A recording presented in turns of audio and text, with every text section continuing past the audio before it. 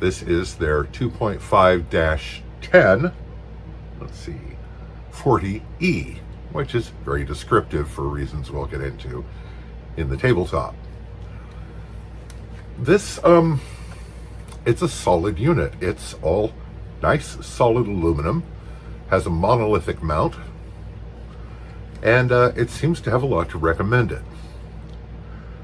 Let's have a look at it on the tabletop. Obviously, I have unboxed this already, so let's call this a re-unboxing. So, opening it, we see an optic. And it is as advertised. It has a 20mm mounting rail, not 11, not 22, because there are no additional pieces in here. You do have a Allen screw for adjusting the laser to co-witness with the crosshairs, the mandatory cleaning rag, silicone gel, warranty card, CR2032 battery, and it also came with the other batteries for the laser. It takes some small diameter watch style batteries. And I kind of like that it uses a separate thing. And the laser is shining on the cap. There we go. The laser is actually very bright. It is visible in full sunlight at 25 yards. So for a 5 milliwatt laser, color me impressed. It does have caps, which have a nice yellow color to them. You can sight through the caps, although it does degrade optical quality as you would expect. They pull off like so, as you'd expect. Now, the CR3032 battery goes under here, and the back unscrews to put in the batteries for the laser. The laser is not dismountable or removable. It is integrated into the housing, and I don't see any way to take it off. You have thumb screws, basically, with a coin slot for tightening, and a very solid aluminum monolithic mount. Back here you have your range or your power adjustment from 2.5, turn the right thing, Tinker, to 10 power.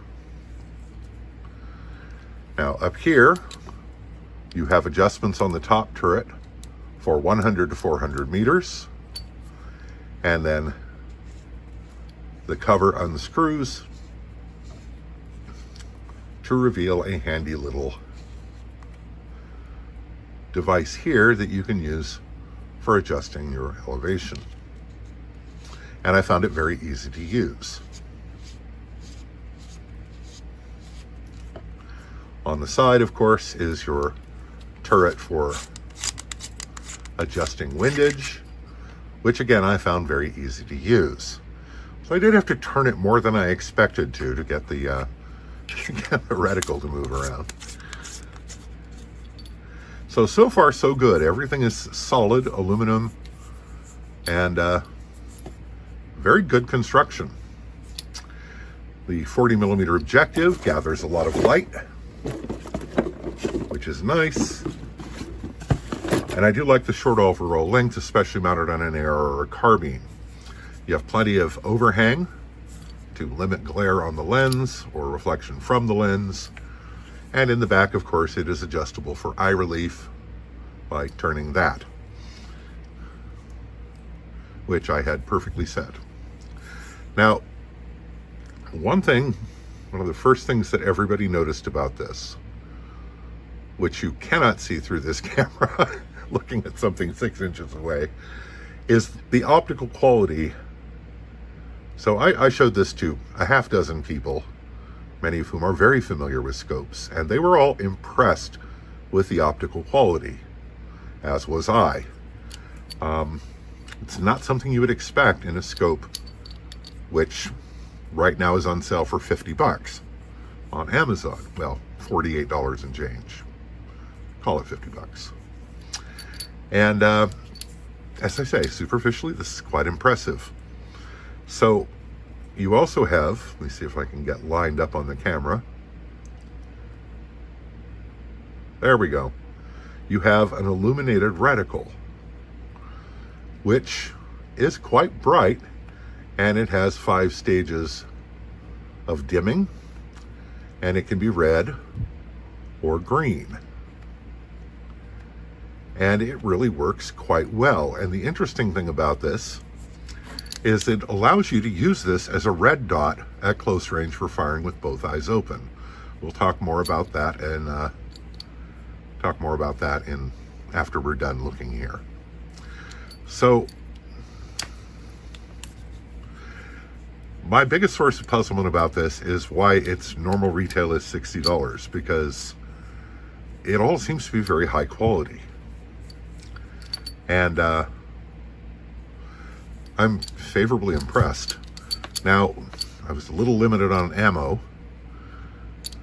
so I didn't index and test the laser. I mean, I tested it, but I just shined it on things, and it was reasonably close to 0, you know, at very close range, but I didn't adjust it to co-witness or anything.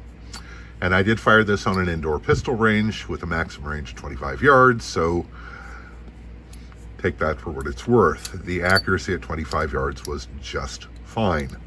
I also dismounted the scope after it was zeroed and then remounted it, and in both cases it was finger tight. That being said, my work over the last 30 years has made me kind of a gorilla, and finger tight for me is a bloody lot tighter than it's going to be for most people. And so I zeroed it, I removed the optic, then put it back on. Finger tight both times, and I could detect no changes, 0 at 25 yards. Take that for what it's worth, because I didn't get to shoot it at longer range because of a combination of time constraints, ammunition, and weather. This being the Pacific Northwest. So, I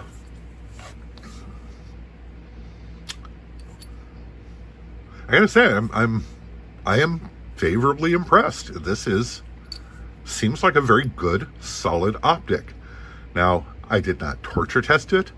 I did not put 1,000 rounds through it. I mean, through the rifle it was mounted on, because I can't afford that kind of ammo.